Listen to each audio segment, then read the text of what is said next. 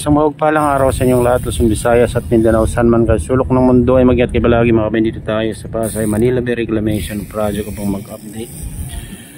Ito, mayroon tayong naabutan nagtatambak dito, dalawa mga kabayan.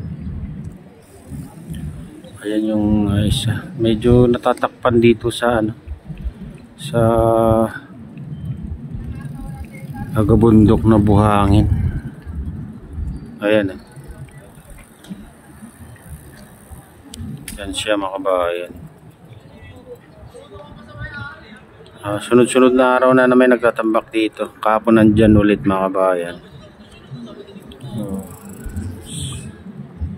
Saka doon sa gitna meron din doon. Ayan, medyo malayo mga kabayan na sa gitna. Mayroon na ng lumitaw na island doon sa harap niya. Ayan, sa ating konti, tingnan natin.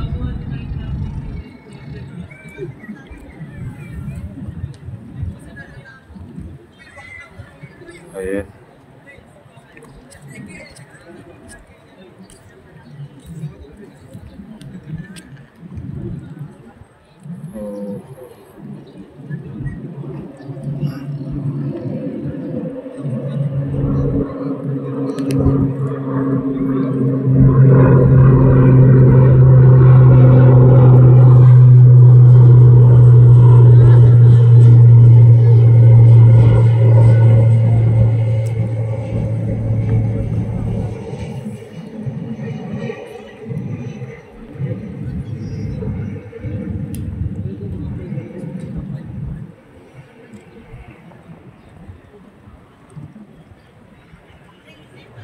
Dito naman mga kabayan, yung mga island dito. Yung island dito na malaki. Ayan, tinubuo na ng mga damo dito sa gilid. Bilis lang, ilang taon lang din.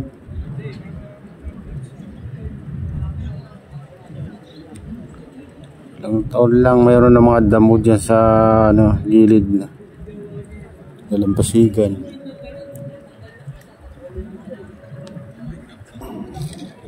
Dyan mga kabayan, walang nagtatambak ngayon Laki na rin yung island na yan. Papunta dun sa gitna, gano'n nandun yung ayan yung mga dredging vessel dun sa kabilang isla. Yung nakita natin island ngayon mga kabayan ay bali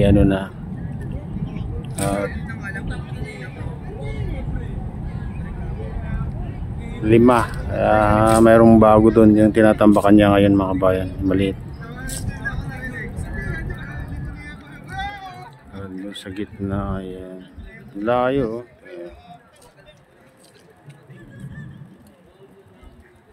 Layo yung barko na yan. Ayan, may island na sa harap niya.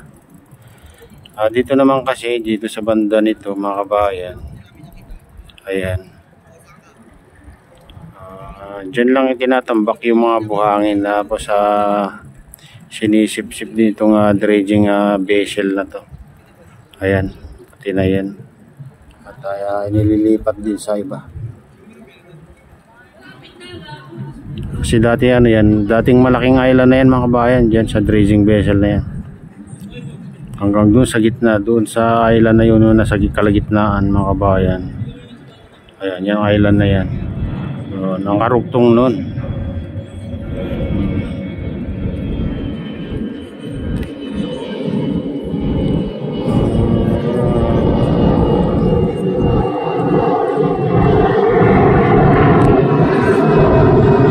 Ito hindi ginagalaw ito mga kabayan. Binawasan lang dati rin yan dun sa dulo niya.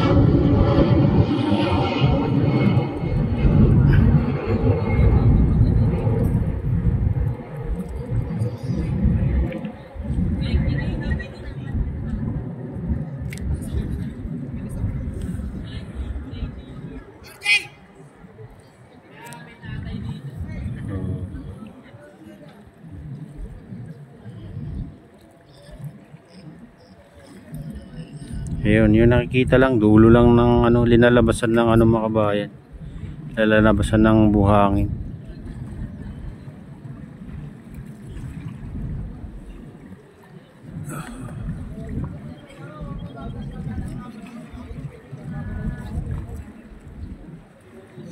Ang daming barko dun sa gitna, kaso ano, mukhang nakapag-diskarga na. Labas na yung ano, pintura sa ilalim, yung pula. Ayun ang palatandaan pag nakapag-diskarga na, mga kabayan.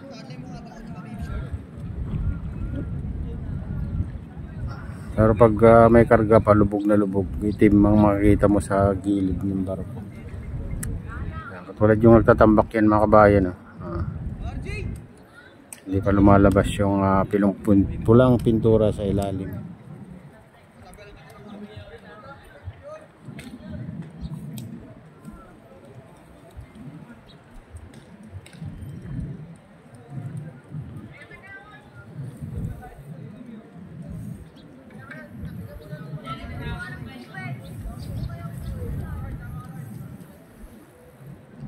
Tumigil yung nag-ano dito. Parang ano, ikinakarga din sa isang barko yung karga niya, mga kabayan. Dalawang barko yan, yan.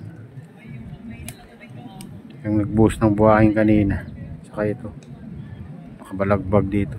Parang kinakarga din sa ilalim, ay ano, barko na yung buhangin kanina. Tumigil na magka-buhos.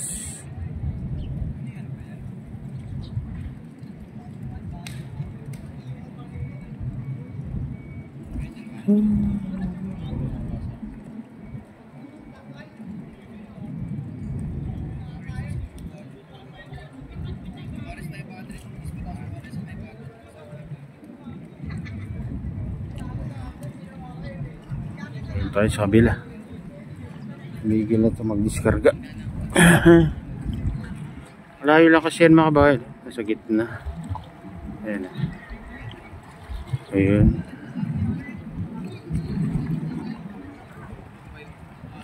Ayan, mga kabayan, ito na yung latest update dito sa Pasay Manila Bay Reclamation Project. At shoutout nga pala sa lahat ng OFW, mga immigrants sa ibang bansa, sa inyong lahat. Shoutout din sa lahat ng vlogger, shoutout din sa lahat ng sumusuporta sa aking YouTube channel. Sana hindi kayo magsawang sumuporta. Ayan. Shoutout din sa lahat ng viewers, mga nag-like, silent subscribers, silent viewers. Ayan, mega loud shoutout sa inyong lahat. At shoutout din kay Kuya Eyo, kay Adeline, kay Kuya Rick, at sa aking misis. Shoutout din kay Kaday Official, kay Kuya Fred. Ayan. Shoutout din kay Wop Tour at kay Idol Ernesto. Ayan. Kay Idol Danny Torre. Ayan. Shoutout sa inyong lahat. Ayan. Shoutout din sa utol ko dyan sa naluluway na si Nestor. Ayan. Sa lahat ng tropa dyan sa naluluway. Mega loud shoutout sa inyong lahat dyan. Shoutout din sa lahat ng taga Bago Binterloste Norte, taga Pasukin, Ilocos Norte, at sa lahat ng taga Malanggi, Binterloste Norte. Shoutout sa inyong lahat dyan. Sana ay lagi tayong ligtas araw-araw habang tinatak natin ang landas ng magandang buhay. Ayan. At pagpalain na ng Diyos at ingat kayo palagi. God bless us all. Bye.